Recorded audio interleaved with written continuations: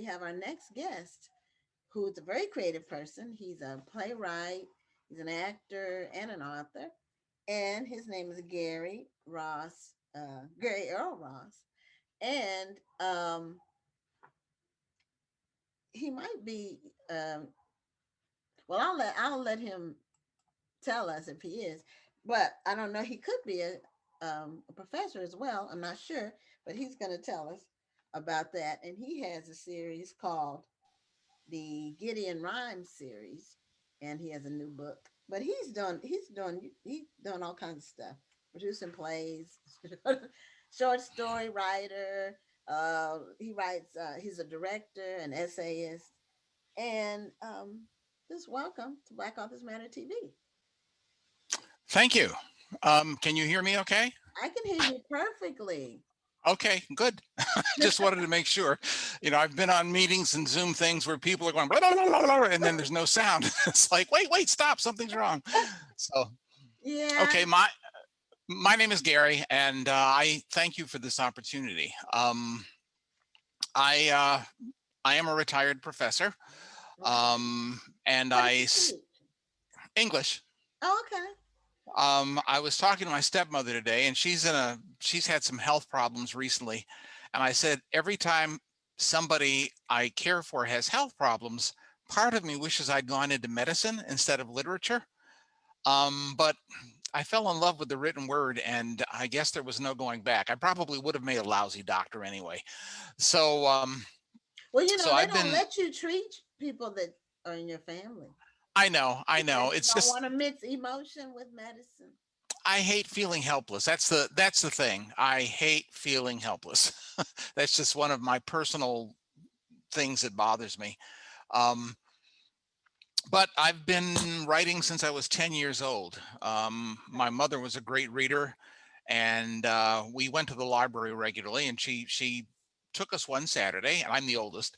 And she took us one Saturday, and I got hold of a book by Ray Bradbury, R is for Rocket, when I was a little kid. I'm like, wow, these stories are just fantastic. They're beautifully written and they're clever and they make you go, oh. And I thought, I want to do something like that with my life. And I told my folks that, and my dad gave me a typewriter, which made me possible. so, so I had a long teaching career, and I retired 8 years ago. Okay. And I wrote during my career, but I also had a family, raised children, and so forth. And I wasn't able to do as much creative work as I would have liked. But since my children grew up, when I got into my 40s, I was doing more creative work. I've published at this point 4 novels. I've had 9 plays produced, 2 plays accepted for production, and I've probably published about 80 short stories and maybe 60 or so essays. And that's kind of a ballpark guess. So I'm very much involved with the writing scene here in Buffalo. Okay. And my mystery series is called Nickel City because Buffalo is the Nickel City because of the Buffalo Head nickel. So Okay. Okay. when you see Nickel City, the first book is Nickel City Blues. In Okay. fact, You you have a said copy of it? have books so you can Yes. hold them Have a up. book. I You can hold them I up. do have them on the desk here. Okay.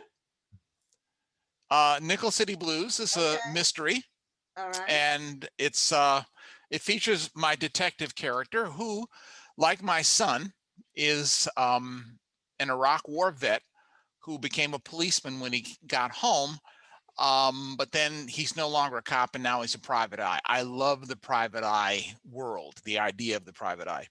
So his name is Gideon Rhymes. When I was looking for names to give to my character, every time, because one of the great joys of writing is naming characters. I've had naming books since I was a child. Really? And yes, because I was making up stories, and I wanted to give my characters interesting names, and I wanted to know what the names meant and so forth. And I became a dad at 27, Okay. and I had my first naming book, I think, when I was 14 or 15. So I wasn't planning to have children to do that. I was like, I needed names for characters. And so I was plugging around for names for my detective character, and every name I came up with, and there's a certain joy in coming up with names. Every name I came up with, there was somebody with that name. I Googled them. There was somebody with that name. I thought, well, I don't want to use a real name. And eventually I came up with Gideon Rhymes and Googled it, and there was nobody on the internet with the name Gideon Rhymes. And I thought, that's the name. That's the name. Thing. Because, You never know what drives people. I, you know, yeah. an author as well, and I get no satisfaction from the name thing. I mean, I just randomly pick a name. Sometimes the name will have a purpose, but most of the time the Hmm. name doesn't really have a purpose. So it just depends on, this I find that to be interesting that you had naming books and you particularly wanted a name that didn't exist. But it's hard to find a unique name. It's hard. That's It's the, hard. It's yeah, hard that's to the thing. find a totally unique name. Now, I think my name. I don't think I wasn't able to find another person with my married name or my maiden name. I'm not sure about my maiden. My first name is Guinevere, Okay. and I haven't been able to find a Guinevere Richardson Hmm. in Googling. So, Good. um, you know, but I There's a did website. my There's what? a website called howmanyofme.com. How many of You me.com? Really? and you plug in your name and you see just your first and last name, no middle names. Okay. I think there are like 800 Gary Rosses in the U.S. And in terms of Gary Earl Ross, and I do that in partly to honor my dad Earl, who again gave me a typewriter and made me possible. But there were only two other Gary Earl Rosses that I come across over the years. I believe they're both deceased at this point because I found obituaries. So I think I'm the only one. And I hate to do that last man standing thing, but That's um, really interesting. So, what is what drives Gideon Rhymes? Like, what is he? Um, what makes him a special private detective? What makes him different? he makes mistakes. He's not the Sherlock Holmes brilliant kind of person. Okay, My better half tells me sometimes, for a guy who writes mysteries, you're not very observant because I miss things. I'm a guy. Guys miss things. they do. However, Okay, however, I also make a note of things that have unusual characteristics or a hook of some kind. And those things I remember and I pull them out at random. And in that sense, Rhymes is a little like me in the sense that something with a hook will stick in his head. And that may be a necessary piece of information for solving a particular case. Um, Other than that, he has a strong sense of justice, a strong sense of right and wrong, and he's a bit of a loner, and he's also a bit of a crusader. Um, and I wanted that characteristic to be present. Um, I was a union rep for a long time, and I found myself having to crusade for colleagues for one reason or another, and I think that's kind of part of my personality, to challenge authority and to try to win something, to get consideration where consideration doesn't exist. So I think he has that in common with me, but he's a little younger and probably 20 pounds less, and he's um, he's a one man woman, which I am, and I like being that way. Um, Even if she does tease me about my observational skills, she's watching in another room. So, you're not alone. uh, That's just a man thing. That's my husband um, the same way. So he depends on me to follow details. You know, it, mhm. that's why people compliment each other. Yeah, I agree. You I know, agree. he's mechanical. He likes electronics and he can put things together or take them apart or he thinks about doing that. So I don't think about that. I don't want to take anything apart. So I can't Yeah, try it. I don't want to either. So I never changed a tire and do not want to. So Well, I agree with you on that. Many years ago, my first wife had said, if you took a mechanics course and figured out how to fix the car, we could save some money. I said, I don't want to fix cars. You're welcome to take a mechanics course because nothing stops women from doing that. I never heard another word about it. But I agree. There's some things you want to do and some things you just don't. someone, It's it's true. you're outside your comfort zone. Mhm. And so, uh, I think that's is what makes relationships work when people have things that they agree on that they're interested in that they can share, but then they also have things that are personal to them, their own hobbies and Yes.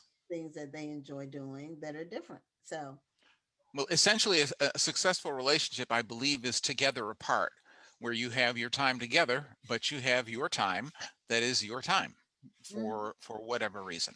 I agree. But Okay, so now you said you were growing up. Are you from Buffalo? I am. So you've been in Buffalo your whole life? I have. I've So traveled where'd you fairly go to extensively. college? I went to the University of Buffalo. Okay. Um, I I love my dad, but he messed up my financial aid applications, and I couldn't take the early admit at St. John's or the early admit at Temple. Um, and I ended up going to UB, which we could afford, and that's okay. UB was in the English department. It was when I was there from '69. Um, it was rated number 5 in the nation. A really strong English department. I studied not just American and British literature, but African American literature, African literature, Japanese literature, South American literature, and I wanted to know. I'm an inveterate story consumer, and so I wanted to just invest in all kinds of books, all kinds of stories, all kinds of mythologies, because I thought it would make me a better writer, and ultimately I became a teacher, so a better teacher, and I ended up teaching at UB as well. So that Oh, was okay. one of those circumstances. There was a program that someone invited me to apply for, and I applied for it and ended up going all the way to a full professorship in it and retiring 8 years ago. So I have no complaints about that. But I went to UB, and it's a fine school. Okay. I've never been to Buffalo. I've been in New York City. That's the only place in New York I've been. Hmm. But only thing I hear about Buffalo is it snows a lot. Not anymore. Not Global anymore. warming is real. We've Oh, had the last few winters have been unbelievably mild compared to what they were when I was a kid. And Buffalo's not the worst place in New York State for snow. If you go to Syracuse, the Watertown area, they get much more snow than Buffalo does. But the snow in Buffalo, the snow in Cleveland, Erie, Chicago, Detroit, that snow is the price we pay for sitting on 20% of the world's fresh water. So as climate changes, we're last in line, I think, for much of those changes, or for many of those changes. mm. So tell us more about what you do with your plays, your playwright career, and Um, your I had, career. yeah, I studied drama along the way and took acting classes and other things. And I did some theater when I was younger. But then I had my career to build up. I had a family. I had a mortgage. I had all those responsibilities that you get. And doing plays takes a lot of time. And so I spent my time writing scholarly papers, essays, and short stories. And I didn't get to do a novel until I was in my 40s. And I was marketing that novel. Um, and I had a preliminary deal with a major publisher. The editor who wanted my book asked for changes, which I provided within the 6 weeks he gave me. My agent called after I said I haven't heard from him and found out that he'd been let go. His replacement wasn't interested in my book. Ooh. And so she said, "Do you want to do some more revisions?" I said, "Not until we have nibbles." And I was kind of frustrated that day. And I walked around the corner to the comic book store near my house, which ironically enough was run by the son of the man who had the comic book store near the house where I grew up. So I'm a, again, I consume all kinds of stories, and that includes Mm-hmm. graphic novels and comics. Okay. So I went there, and his theater group, his community theater group, was going to do a stage version of the silent German horror film, The Cabinet of Dr. Caligari. And he asked if I'd be interested in doing a script. And I thought, why not? I'm not writing fiction at the moment. So I did. And I wrote that. He gave me a copy of the film. I watched it a couple times and wrote a script, and it was well received. And I thought, oh, outstanding. Maybe I should write another play, because I had an idea for a play. I didn't think it would work as a novel. And so I did. While I'm still marketing the novel, I did the research and wrote the play Matter of Intent. Let's see No, if we can. yeah, the other way. Okay. Okay. Okay. And Matter of Intent is a courtroom drama set in Buffalo in 1960. And as a mystery writer, I studied the history of crime. And I was inspired by the Papin sisters murder case in Le Mans, France in 1933, where two maids, and Genet wrote a play called The Maids. There's a French film, Murderous Maids. There's an English film, Sister My Sister, where these two maids killed their employer and their employer's daughter. Well, I didn't worry about killing the daughter. I just had one maid, and she's on trial for killing her employer. She's a day work girl in 1960. My grandmother had a job like that. You know, you go into somebody's house and you clean. Mm-hmm. Well, that play was done by Buffalo's stellar Ujima Theater Company, and the late Lorna Hill, who was founder and artistic director, took the part of the attorney. I had been on a panel with Judge Barbara Sims, who said, you know, in Buffalo in 1960, there were only 3 black women lawyers. I was one of them. I thought, oh, that's a thought. I'd been focusing on the defendant in my outline, and I changed it and made it the attorney, and the play worked beautifully. The play was a success in Buffalo. It won an Edgar Award for Mystery Writers of America, because Edgar Allan Poe invented the detective story. In Okay. fact, you can see that behind my head over there, a little Okay. bust of Poe. And then it was done in London. And I thought maybe I should have been writing plays all along. So I got into this thing where I would bounce between writing plays, writing short stories, and writing novels. Well, the novel that I had this difficulty with was Blackbird Rising, which Okay. I can. eventually sold. You can see it. And what is It's that building? that is the Is it from it is a London? tower. It is a tower, the music tower at the Pan American Exposition in Buffalo in 1901. Oh, okay. President William McKinley was assassinated there. And I had a dream back in the 90s. I had a dream where there was, I saw a Delaware mansion, because Theodore Roosevelt took the oath of office in the Wilcox Mansion on Delaware in Buffalo after McKinley's assassination. I saw a horse and buggy coming up Delaware Avenue one way. Then I saw a driverless car, horseless carriage, coming the other way. And I looked overhead and I saw a biplane. And you see the biplane there. Mm-hmm. So Blackbird Rising is a novel about the grandsons of a runaway slave who invent a working aeroplane, as they were called, in 1901, 2 years before the Wright brothers, with the intention of flying it over the Pan American Exposition. Book got wonderful reviews. It sold pretty well, and I was happy with it. Um, and but I was off writing plays for a while. So I did several plays, but I have a collection of my plays that are about African Americans. Let's see where that. It sounds like you do a lot with history, with I historical do some, yes. material. Shadows and Mirrors is 4 African American suspense plays. I'm a mystery writer. And so the plays include Matter of Intent. Okay. Um, let's see. The Scavenger's Daughter, which Okay. deals with Alzheimer's and madness in a black family. And it's kind of a murder mystery. It's not a good guy, bad guy kind of murder mystery, but it is a suspenseful play. It got me a Salt and Straw Foundation playwriting fellowship. It's been done in New York, in Buffalo, in Rochester, um, and it's done well. So that's in that collection as well. Also, The Mark of Cain, Okay. which is, and you'll notice that's me on the cover. It's a play based on a courtroom case that Clarence Darrow had right after the Scopes trial, the monkey trial in Tennessee, and it was the Ossian Sweet case. I was in a production of Inherit the Wind, and we talked about things around the table while we were having our downtime. And Tammy, my better half, got me a book of Darrow's cases. And I had read a book on Darrow when I was a kid, and I'd completely forgotten the Ossian Sweet case. I was 16 at the time. And I thought, that might make a good play because Ossian Sweet was a doctor, a black doctor, who bought a home in a white neighborhood in Detroit in 1925.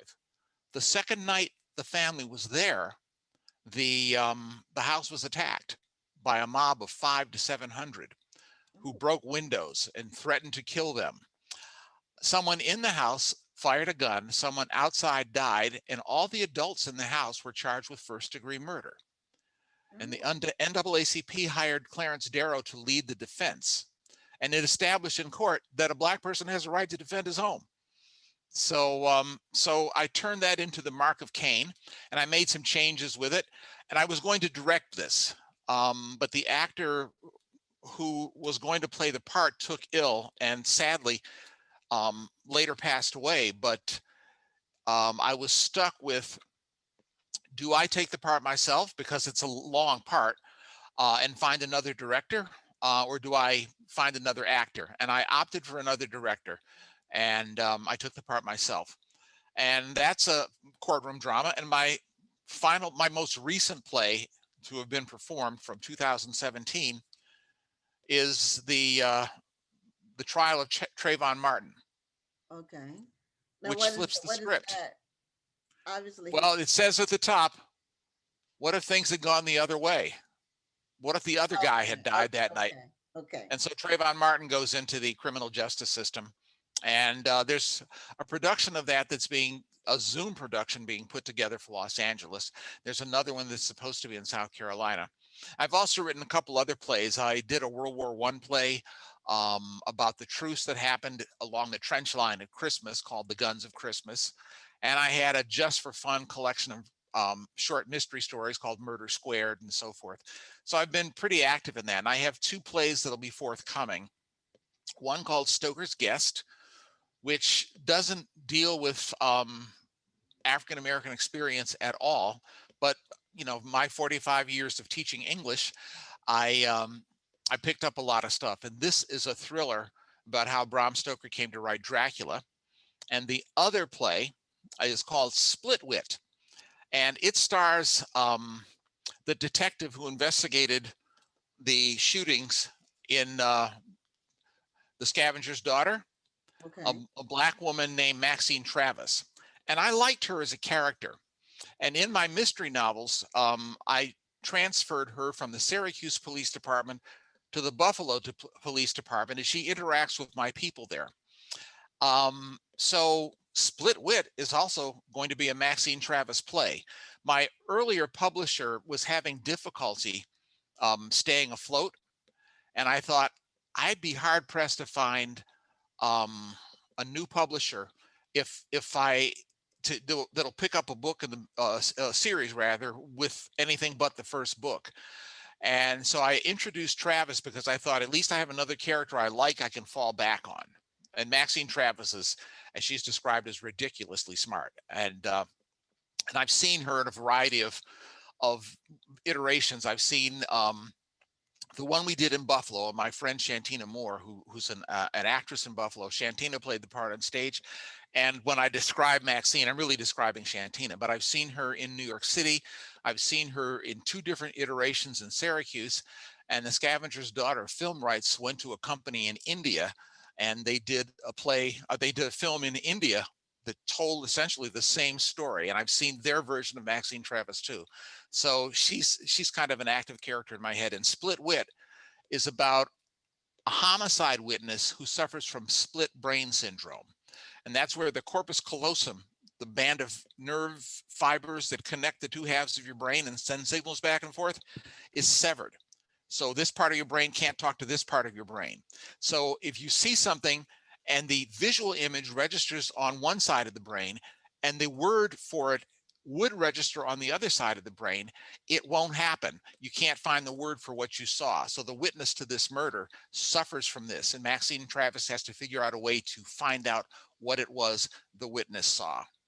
So those plays are scheduled for production soon. You Uh, you've written a lot of stuff. You've had a lot of storylines and a lot. oh God, yes. I Your mind is constantly moving because you have a it lot. there are many nights I can't sleep. The other night I couldn't sleep, I can believe it. and book 5 of the series popped up. Here's book 2, which is Okay. Nickel City Crossfire. Now, which one Okay, was book one? Book one, which Nickel I City was Blues. held up. Okay, Nickel City Hmm. Blues. That's book one. Okay, book two. And book 2 is Nickel City Crossfire. Okay, And book 3 is that just came out as Nickel City Storm Warning. And okay, Storm Warning is I, it's my favorite of the three. Gideon Rhymes is hired to bodyguard a woman who whose husband was murdered by white supremacists, and she's coming to Buffalo to be the guest speaker at an international diversity conference. And the white supremacists who killed her husband and have yet to be caught resent the book she wrote, and they're going to try to attack the conference. So it's a thriller that I hope is timely in that respect. And I just did the audiobooks, all 3 audiobooks. I got a new publisher who said, "We like book 3. If you can get the rights back to books 1 and 2, it's SEG Publishing." I said, "I'll see what I can do." And I got them back and they published all 3. Now, book 4 is Nickel City Naked Lady. And a okay. naked lady, it involves revenge porn. It involves a con tenor saxophone, which has a carving, an etching of a naked woman on the bell. That's a naked lady. And also there's a poisonous plant called the naked lady. And all 3 of those figure in this. The next book is Nickel City Skeletons. And as I said, I had an idea at 4 in the morning and sat up and wrote notes for it recently. So that kind of catches you up to where I am with just about everything. Okay, so the Nickel City Naked Lady is is coming out. Yeah, I'm 65 pages into it. So Okay. so it's So, got a you're ways to writing go. that one. And the other one is one that's still in your mind. Are you I wrote writing it notes for an simultaneously? outline, Nickel Okay. City Skeletons. Yeah, Okay. and that deals with a murder from the past. Okay. So, It sounds you've been doing a lot of things, and your mind is extremely active on details about places and events of the past and characters and it sounds like now have you traveled internationally? yes, Okay, yeah. I have, and I've loved to travel. I absolutely love to travel, and every time I go somewhere, I get ideas. I've set stories in lots of the places I've been, Hmm. just because I saw something really cool. I said, "Oh, I'm going to write a story that's set here." Yeah. I sometimes think that settings are other characters, which is why I wanted to have a Private Eye series set in Buffalo, so the city could be featured in a different way. Okay, yeah, yeah. Settings take on a character of their own. They really do. Well, Gary, we're at the end of our time. Actually, we're 1 minute over, but we Oh, want I'm so to make sorry. it goes by really fast. We want to make sure people know how to access your work, and so you have a website, which is everything under Gary Earl Ross.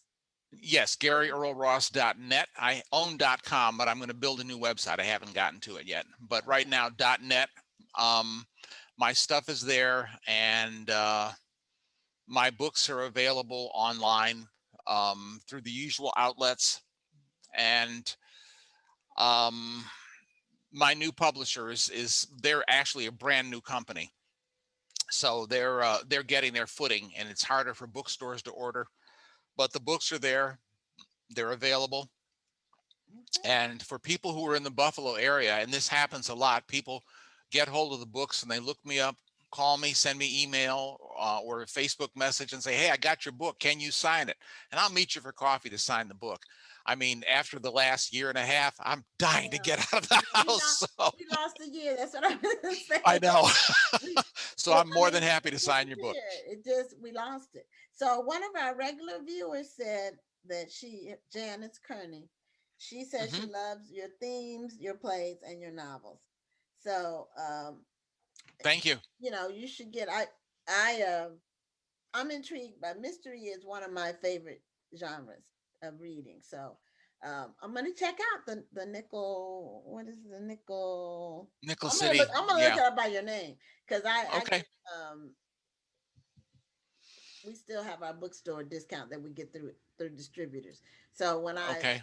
when something catches my attention, I just add it to my next order of books. And if your book is distributed through normal channels, like Well, that's the new it, publisher is they don't have all the I, channels worked I'll out yet. I'll look it up. I'll look your name up and Okay. can Well, you spell your it's name? available All right. on Amazon, and it's Okay. also there are there are the audiobooks and ebooks, so it's Okay. they're accessible. Okay. Okay. Well, I will definitely investigate. Thank you so much, Gary, and continued Thank success you. to you with all of your prolific writing. Thank you. Thank you. Okay, you're welcome. Have a Have a great pleasant evening. evening. You too. Bye bye. Bye bye.